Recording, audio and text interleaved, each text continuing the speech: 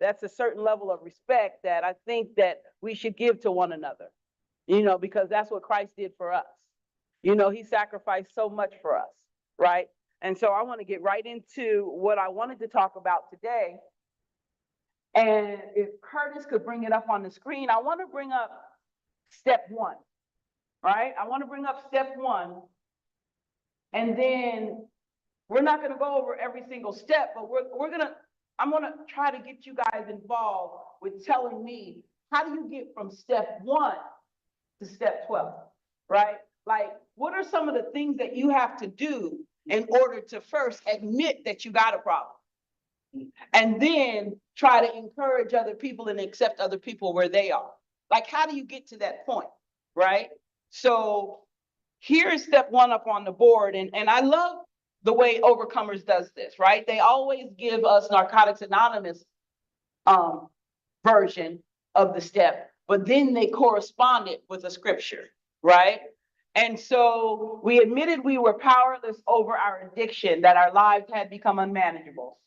We felt that we were doomed to die and saw how powerless we were to help ourselves. But that was good. For then we put everything into the hands of God, who alone could save us. And that's 2 Corinthians 1:9. So can you guys kind of give me an idea of where you are personally, what brought you into the treatment facility, what brought you to where you are now? How did you become aware that your life was unmanageable? Hello, my name is Kenneth and I am a recovering addict. And at 41, I had just picked up real drugs. What I call real drugs is something that alters your mind to the point that you are no longer yourself. So at 41, I picked it up and I kept losing, I kept losing, I kept losing, I kept losing. And I was like, something gotta give. And so as soon as I said that, I asked my higher power, which is Jesus Christ, and I said, if this is what I need to be doing, show me some type of sign. And I wasn't moving and I wasn't moving and I wasn't elevating and I wasn't doing nothing. So I said, Mama, something is seriously wrong and I gotta go get help. This is something you and Daddy can't do for me. I gotta do it for myself. And that's why I'm here, because So you just recently went to your mom? I went to her back in last month. Last month. And so you went to her because you felt like your life had become unmanageable, that you couldn't control it, you could not stop. Yes, ma'am. And you say you started at 41. How old are you now? 41. You're still 41. Yes, ma'am. So you mentioned several things that was pretty interesting. First, you said that you just started at 41 using, I guess, what you called hard drugs. Do you now know that it was something that led you there to 41? That it was things that was going on long before you picked up the meth? And what was that? Me not being myself, me turning my will over to the enemy, turning my will over to the devil. Okay. So in step one, it talks about being powerless. So you didn't really turn your will over, did you? Did you have the power to do that? Yes. You did? I gave him my all. I gave him everything I had. Okay, to the enemy. Yes, sir. I mean, yes, ma'am. Okay. And so I'm just trying to understand that you gave all your power to the enemy. So then you had power. I did. You weren't powerless. Okay, we'll come back to that. Because because for one, you didn't answer my question. My question was, how did you get to the meth by 41 years old? It was something that led up to that. Smoking weed. Oh, now we're talking. See, it's after we talk a little while, we get down to the truth, right? So your inhibitions were low. It opened the door for more. Because 1 is too many and 1,000 is never enough, right? So after a while, what happens when the dope stops working? I'll pick up something else, right? So you had been using way before 41. Okay, so that's a good admission within itself. So we can stop lying to ourselves, telling ourselves that we only picked up 41. Because you picked up long before that. Okay. I saw a hand back here. My name is Cedar, I'm recovering. Okay, go ahead, Gary, and then we'll come to you, okay? I was actually laced about marijuana. I was smoking marijuana, of course, but I was laced. And I liked how it made me feel, and I couldn't stop from that point. So how do I handle that part when you get laced and you don't know that somebody put, cocaine in your marijuana, and then you start liking it? How do you get from that point? Shut up, Ricky. So. I'm loving the question. I'm loving the question because let me tell you about me, okay? I'm a recovering addict, right? And I like to say that marijuana was my drug of choice. But truth be told, anything was my drug of choice, right? And because I put myself in positions to do other things, the devil's going to do just what the devil's going to do, is get me in a place to set me up for failure. You know, like he's done killed my spirit with the marijuana. Now that ain't good enough. He wants to take my life with something stronger, right? And so I just think about how when you were talking and you were saying somebody else laced your drugs with, marijuana, laced your marijuana with something else, right? The bottom line is you were there. You are the one that put it up to your lips. Nobody put a gun up to your head. Nobody tricked you, really, right? So it's best that I take full responsibility of who I am and what I did, and not try to blame people, places, and things. Because it's only then when I admit that I'm powerless and I put myself in situations where my life was becoming unmanageable and I'm around people that is lacing marijuana and I get hooked on something else, that I admit that I was participating in that, can I really get some relief? Right? Like for real, for real. Like I love the Lord because he tells me that truth will set me free, right? That I will stay in bondage as long as I'm lying to myself and others, right? So I want to thank you for sharing that. And the truth about it is what you were asking me is, what do I do now that I done blame somebody else? Oh, not blame her about liking it. So I started after she was gone. Okay. Oh, I didn't know what you said. Only thing I heard you say was somebody else laced it. Yeah. And what do I do because they laced it? Yeah. That's what I heard you say. Yeah. Okay. So Like myself, she was gone, I was still doing it. So I was trying to figure out how to shake that part with liking it. You know? shake the part that you like it. Oh, wait a minute. I think he was there for once. Wait. I don't know. But I'm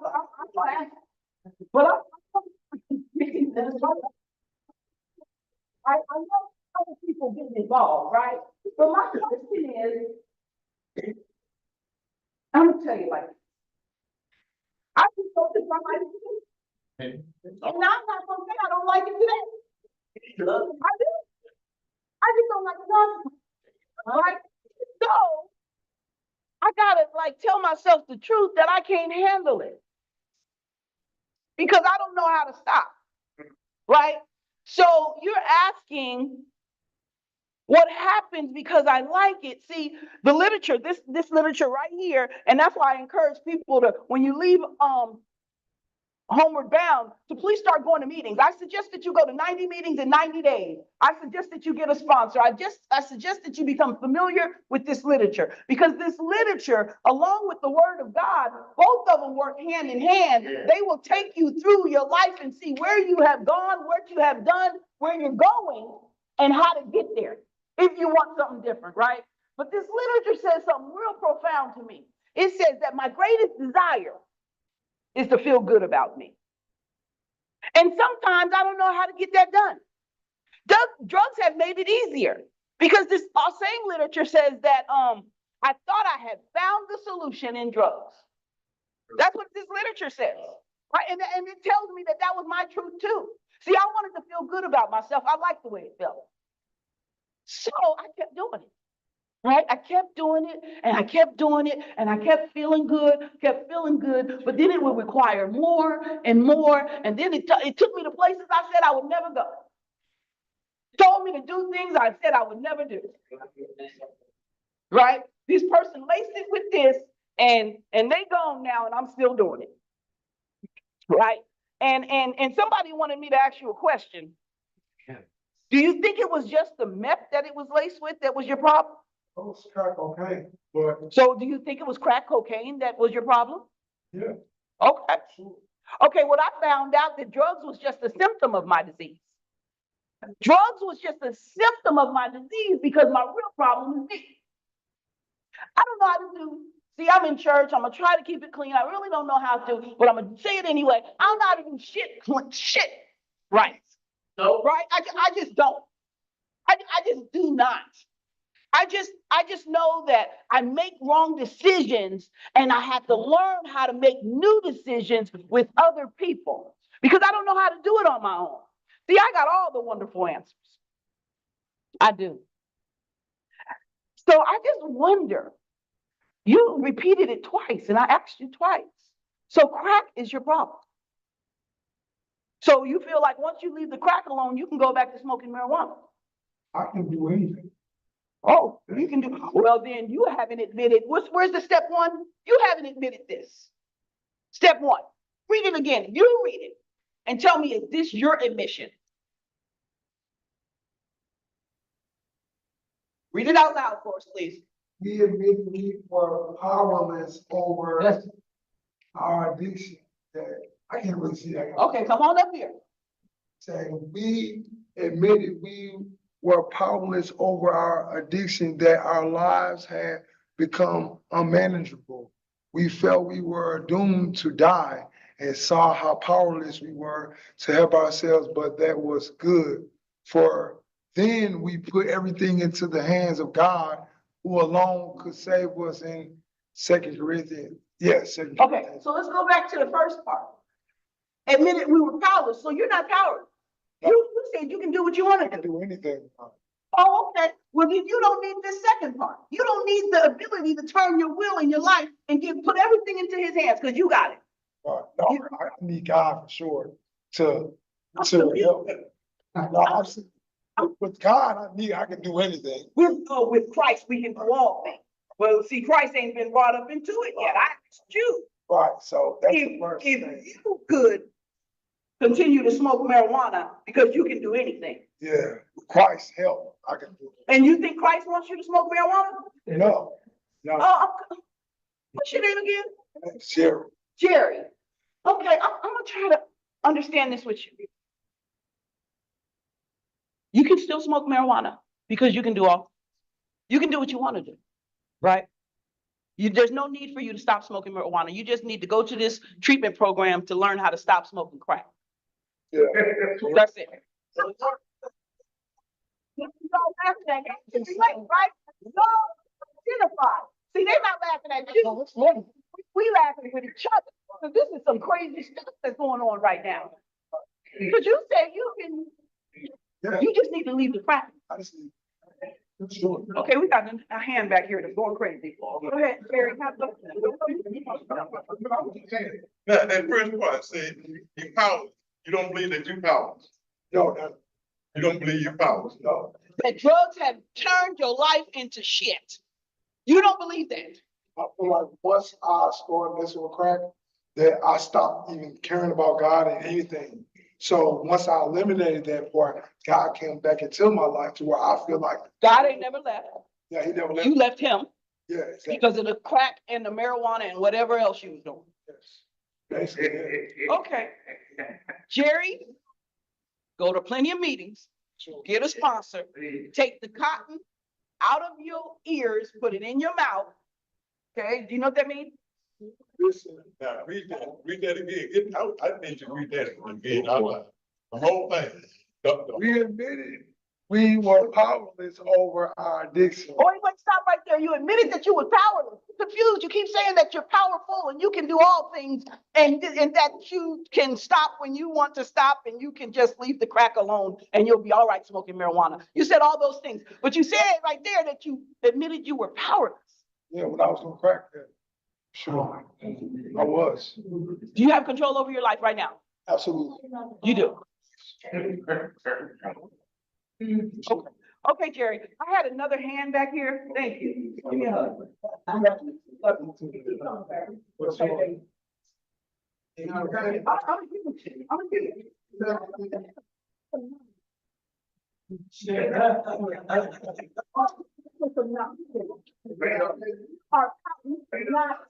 You cannot, because if you could, you would be different than anybody in this room. You are exempt, right? And you have the ability to control it, but yet I'm sitting up here one day at a time, and I know that I can't control nothing. I can't control my use. Once I put one in, it's over, right? It don't matter what it is, a drink, a weed, a joint, anything. I cannot control it. That's the thing that I am powerless over my addiction. Right?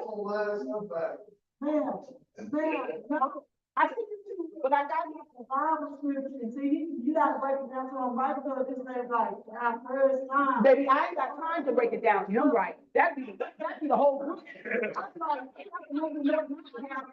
No, I'm not gonna fool myself. Okay, come on. So, you kind of took the words out of my mouth a while ago already, but I would be, basically what got me here is a solution that I had been using to these things and these thoughts in my head, embracing the shit that I have, the garbage that I've always had for my whole life, that I could never understand why I wasn't good enough or whatever for me, whatever, you know, my ego, all the shit that I had, I would numb that. And fentanyl started to not do that anymore. It's actually like not even getting really high. And I'm up here chasing the dragon or whatever, like the dog chasing his tail, like the circle. Because that's what we do. We chase that first high. And I didn't even realize that because I was on heroin for 10 years. I switched over to fentanyl and I didn't even realize it. How old are you? Because you look like a baby. 47. So when did you start doing drugs? 14. Okay. And what's the longest you've ever had clean? A year. And how did you get that year? By working these steps and calling a sponsor and 10 meetings. Okay. And how long ago did you have that year? It's been 4 to 5 years now. Okay. Okay. And so thank you for sharing that. And I'm glad that you've had some experience with recovery. And so you know that it's possible only when you turn your will and your life over and you don't think that you can do this by yourself, right? You know that you need other people that think like you, talk like you, act like you, that's going to be able to help you. That's called that therapeutic value, right? It's without parallel. You cannot put a measurement on it, right? Okay. So thank you for admitting that. Okay. Yes, ma'am. My name is Juanita, and my first love was weed and PCP. I know that I was fabulous with me and my daughter. I didn't do everything my daughter did, and she my first born. And I know that I've been doing drugs over like 10 years. Did you guys have something? No, we're good? Oh, it was hard for me to hear. Sorry about that. Okay, go ahead. Okay, and I used to always do things for my family. But, the longest time I've been clean was like 2 years. Been to jail and having kids. But I know that it was a problem because I kept saying it was a phase, but no, it really wasn't a phase. To sit there like now, I'm not doing nothing with my family and I'm the baby of the whole family. So I'm like straight away just doing my own thing, and I feel like I was in this circle where my friend just died from fentanyl. My nephew just got killed from fentanyl. I feel like I was next on the 17th of last month because when I got high, I didn't like it. It wasn't normal to me. Like I've been smoking PCP since I was 18 years old. So I smoked weed at 15. So I came to back to Humber now because that's where I started. Last year in December, I liked the program, and I feel like this time it's gonna work. I got a recovery coach and everything. It's me where I gotta get outside my own head, but I know that it's time, it's not a phase that I was making at a problem. But it's been too long. Okay, so one of the things I wanted to share with you, Ladybug, is that, first of all, we must take it one day at a time. We can't go anywhere unless we just deal with today, right? And I don't want to go back to what got us here. And, you know, I know that we started off there and we kind of went there with several other people, but I want to stay on topic, right? And I wanted to know from what I heard from you, the question I have for you is, at what point did you realize your life was unmanageable? My first thought. I mean, like, I was going my lesson. Huh? I was going my lesson. Okay. And that's okay. And that's okay because that's a, Not checked in, Homeward Bound in 9/17, 2004. okay. Okay. So you recognize that I need some help. That's an admission within itself. That's the beginning of me saying that I can't do this. I need some help. So you do have a point where you recognize that I am powerless. I need somebody else to help me with this. I'm walking around, I'm getting high even when I don't want to. Like, right? Now that's crazy. Right? I remember when I first came into the room, they would say things to me like, you can't get high if you don't pick it up. But what the heck does that mean? They had to break it down. It's like, don't put it in your hand. If you don't put it in your hand, you can't get high. See, duh, I needed that simplicity. Like, right, because it took me a minute to get that. What the heck do you mean, don't get high? Because that's all I do. Yeah. Right? I saw a couple of hands over here. I realized I had a problem when I was starting to call in work. That led to missing work after being with the company for 4 years. Losing my car in the title max. Losing my car. Doing all the things you did not want to do to get one more. Yeah. And then getting, How many of us can relate to that? Okay, we did all kind of stuff that we really didn't want to do to get one more, right? And that's a good example of what causes me to take a look at some stuff and realize that this is out of control. Like, I am doing stuff that I should know better than, right? I'm telling you, that disease will rob us of all morals and all that stuff, right? I OD with Narcan back and didn't feel like crap. Then went out to get another hit, so I could feel better again. Right. I'm gonna share something with you guys before the end of the night that I just found out maybe last week. I saw a hand back here. I'm in Knoxville and my choice of drug is fentanyl. And, the moment I realized that to surrender myself to God was, I recently got shot this month on the 6th. And it was over basically from the fentanyl, they're trying to rob me and stuff. And for some reason, I still remember that day, like I was saying stuff that I was supposed to, honestly, because normally we say stupid things, right? But I was just like, man, I want to kill myself, or just cause like of that, but I wouldn't have the guts to do it because then if I do, I wouldn't be able to repent for my sins. So I decided to really like give my life to God because the fact that the devil tried me, well, God was greater than him and gave me the opportunity to be here to tell my story. And well, I'm recovering. I can move my arm now. First, when I walk in, I was a little bit crippled, you know, but it's just the fact that like I've always heard that they say God heals and to have faith and hope.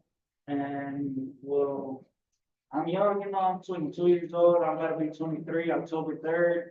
And it's crazy because I lost so many people that they don't make it past 22 and I was about to be next at some point. But just the fact that like God is good and being here and hearing everybody's story, like it's a little piece to everybody that can really relate. But Yeah, I feel like it's about that time that I'll make a change for myself, not only for myself, but for my family, because at the end of the day, those are the people that really suffer.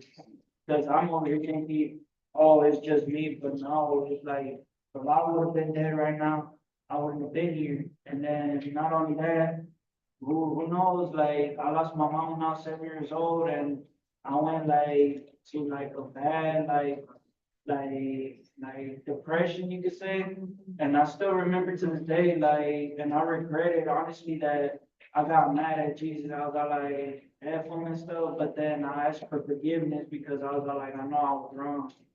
And I think, Ignacio, is that right? Ignacio? Yes, ma'am. Thank you for sharing that. And I think that you are exactly where you're supposed to be. And I want to thank you for sharing that because you're right. God is able to do all things. God is able, Jerry, to do all things.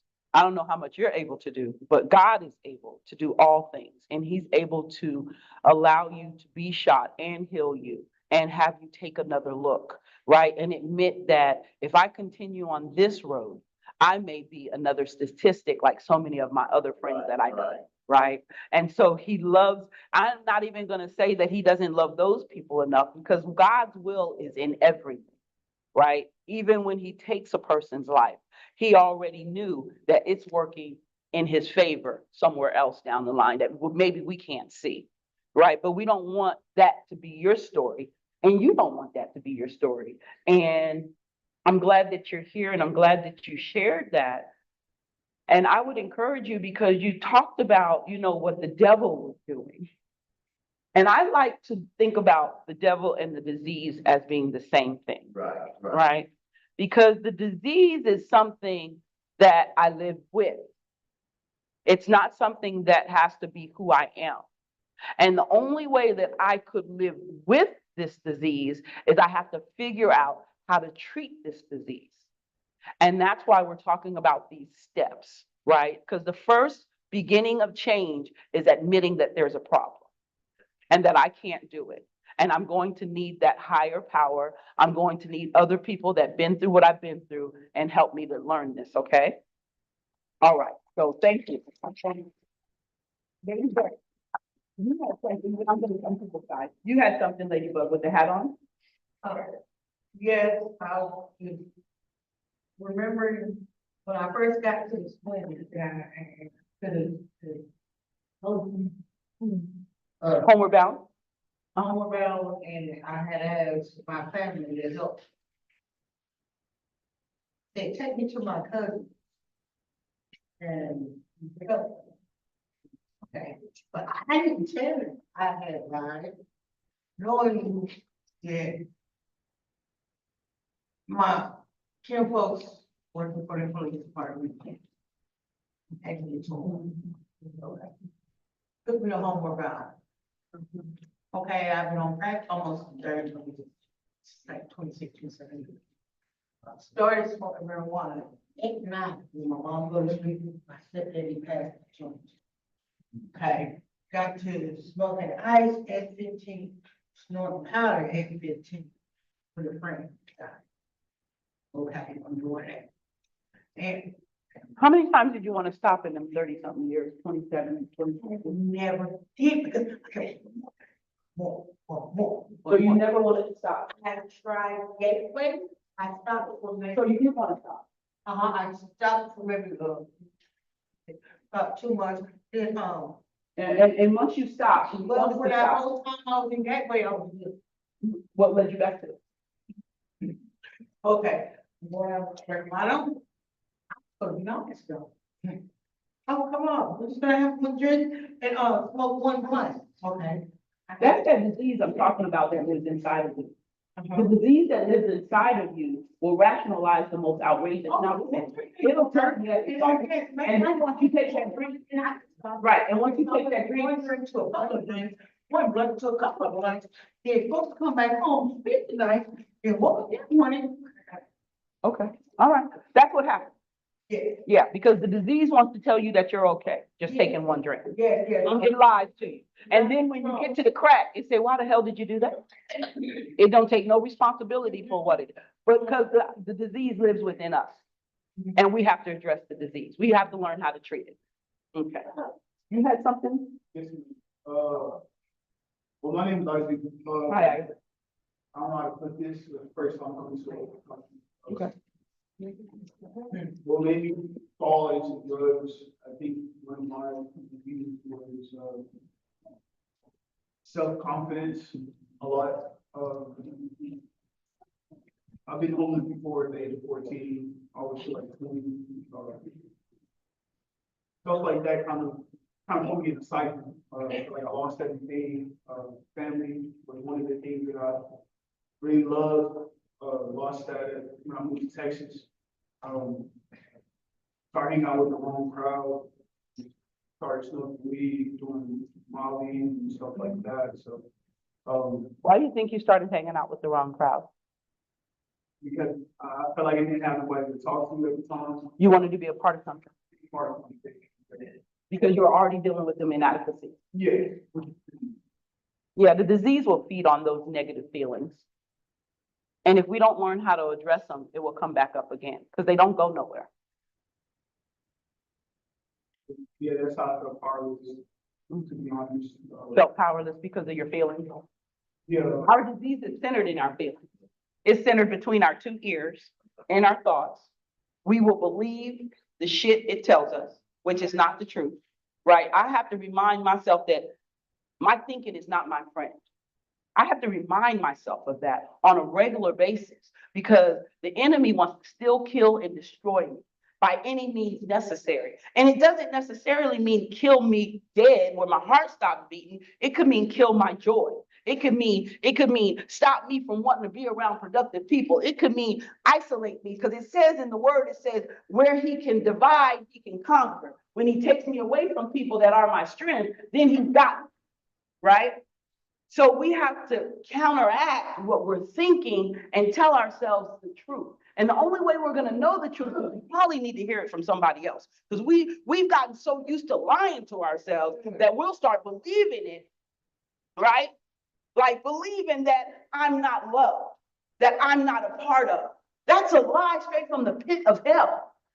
I don't know anybody in this room that is not loved. We're all loved by one person or another or by the people that we come in contact with, right? Because I love people. I don't even necessarily have to know who they are. I love them because what? God loved them. And I'm called to love them, right? So I have to learn how to tell myself the truth. And if I get to a place where I'm not hearing the truth, I got to get with people who can, right? I got to get with people who can tell me that. I figured that.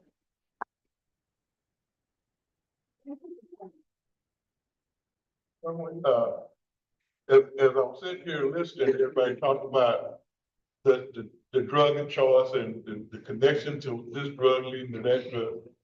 But it hasn't gotten to the point where they can start looking at long before What led to that? the whole. He was starting to talk about that. The whole process that brought to that. You know, when we look at the different things that have happened in our lives, you know, how we got caught up. You know, mine was, I didn't think I had a problem. I just wanted to connect and hang out, and that's what started it.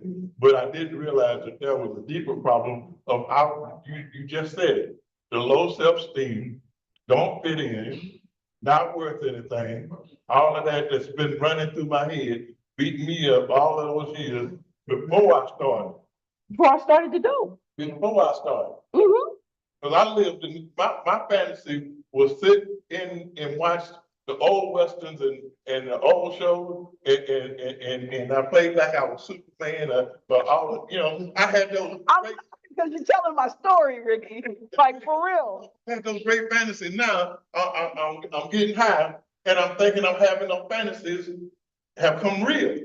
So now I'm out there hanging around, and they shoot all around me. I'm 10 feet tall and bulletproof. So you think? That's what I think. Or that you're unique, right? Everybody else is getting killed around me, but not me. Wow. Because you was powerful, right? You had the ability to prevent a bullet. Hey, ain't that something? Yes, ma'am. When I was a little girl, I was very. I did feel like I belonged in, I was the original baby, snatched and trans. That's the story I told, that I was switched in the hospital, because this could not be the same people as me, that it wasn't, I didn't look like them, I didn't act like them. And so I told myself as a little girl that I didn't belong. And as I got older and older, I just felt it's a book. And in the books I read, the mom took the kids to picnics and pushed them in the sleeves and read bedtime stories and made cookies, you know, play house and tea parties. Anything but what was happening in your house. Anything would do. Happening at my house, so I thought again, how? I don't know, here, this ain't right, this is not what. And so, like Ricky said, you wanted to create your own reality. And as I got older, it was the great escape. Because It was the what? the great escape, Okay. because it never went away. As I got older, I held on to that stuff. And that's what, My mother showed me my birth certificate when I was in high school. Because I wanted to make sure that her name was on it and that she was who she said she was, because at that point I feel. and that's why it is so important. I don't mean to cut you off, but it is so important that we work the steps, right? Because the steps opens up all type of opportunities for us to get to know who we really are, right? And I think about a stronghold when you were talking. I was thinking about a stronghold. Because strongholds are things that the enemy places in our spirit when we are very young, right? And then it grabs a hold of it and it starts building on that, right? I had a stronghold in my life that told me, because I grew up in New Jersey and I grew up in the projects and all of that, I had this stronghold on my life that said that I wasn't gonna have what I needed. Like my mom wasn't able to provide the things I wanted. So whenever I got to be old enough, big enough, strong enough, smart enough, rich enough, I was gonna get what I wanted. And so then at 4 years old, I started stealing, right? That was my first drug of choice. That was my very first drug of choice. Because at 4, I was able to go into the candy store, pick up a few candies, walk out, knew my mama didn't pay for it, knew I didn't pay for it, and I felt good. I felt good. And I wanted that feeling again. And then with that feeling and this stronghold that I had, it grew into a monster, right? I shoplifted all my life. All my life. And I can honestly tell you guys that I didn't really stop until 6 months ago. Yeah, I still got issues. I was just in the store the other day and still got issues. Like I'm not exempt, right? So, but I'm telling you that this started as a stronghold. Until I identified where it came from, I really can't address the problem.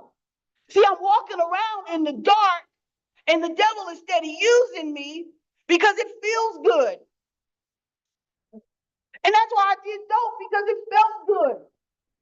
I didn't have to feel what I needed to feel in order to get where I needed to go.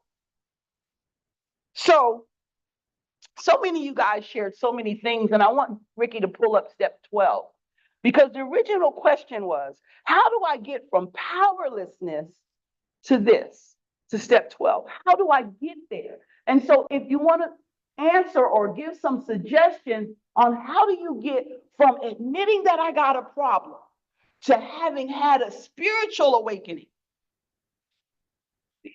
I'm gonna share with you guys a spiritual awakening that I just had recently, and I've had it, and it's just growing and growing and growing. But it says, having had a spiritual awakening as a result of these steps, We tried to carry this message to addicts and to practice these principles in all of our affairs. So what are these principles? Raise your hand, give me some principles.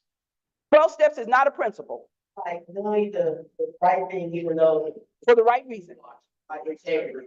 Integrity, humility, because that's what humility is. Doing the right thing even when nobody looking. Humility, right? Making an amends, forgiveness, right? Is a spiritual principle. Spiritual inventory. Spiritual inventory, but I'm talking about a principle. What's a principle? Give me a principle. There's hundreds of them. Honesty is a spiritual principle. I would say loyalty too. Loyalty is a spiritual principle, right? Faith is a spiritual principle. Yeah, that's the Hope is a spiritual principle. Hey, Lord. Faith, somebody said, self-respect is a spiritual principle. We're getting somewhere now, right? We're talking about spiritual principles from step one, admitting I was powerless, to this point is the only way I get to this point. It's the only way I get to have spiritual awakenings, right? Is I get to this point. I'm going to share something with you guys, and I know that they want you all to go in here to witness the baptism. God. But I wanted to share this with you because the young man in the back shared something that I just recently experienced, right? On the 11th of September, I got a phone call that my mom was having what looked like a stroke. I freaked out, didn't know what to do. I ended up on a plane within 3 hours to California to see about my mom, right? I have 7 children. My mom ends up, she's okay. She's back at home. I'm back here now, right? Just got back a couple of days ago. But while I was there, well, when I got that phone call, let me tell you guys that I felt immediately powerless. I knew because I'm not in control. There's nothing I can do. I'm in Texas, Come on now. right? So I felt powerless. I felt like it is what it is. God, you just be in the midst of whatever your will is, let it be done, right? So I get to California. My mom's doing better. I'm in the hospital with her. She goes back home, and I have a 29-year-old son who's in his disease, right? I have a couple of children that are in their disease. I have 7. The 30-year-old and the 29-year-old is in their disease, right? This 29-year-old is at a program, but the program, he has a 45-day blackout period. They let me go get him because his grandma's in the hospital. I go pick him up. We're riding. I take him. We're doing all right. We're headed back to take him back to the program. A couple of years ago, when I visit my mom, because I visit my mom once a year, try to make this story real short. A couple of years ago, he was hit in the face, so I thought. I thought he was hit in the face with a pipe because that's how bad his eye was. It was huge. It was black, something I never saw. It looked so painful just to look at it. So I took him to a medical supply place to buy him a patch because don't nobody need to look at that, right? Anyway, driving back 2 years later, he tells me that he was shot. He was shot in the eye.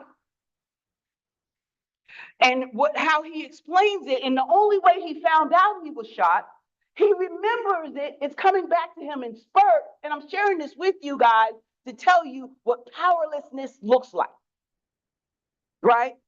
And so he tells me he was shot. The only way he found out, some things are coming back to him now. He remembers somebody pulling a gun on him, and that's all he remembers.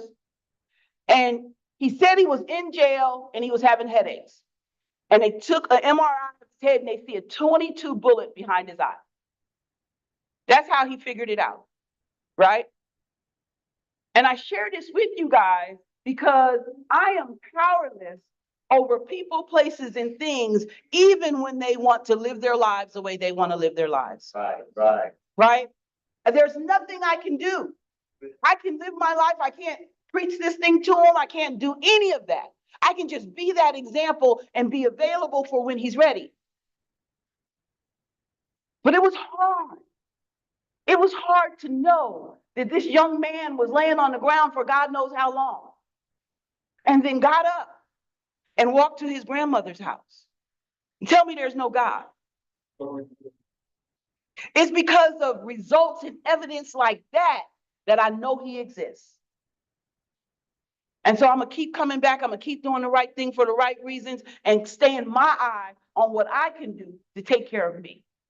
I can't fix him. I can't change him. I can't do none of that. My heart hurts for him, but the disease reminds me that only thing that is guaranteed if I continue to use is jail, institutions, or death.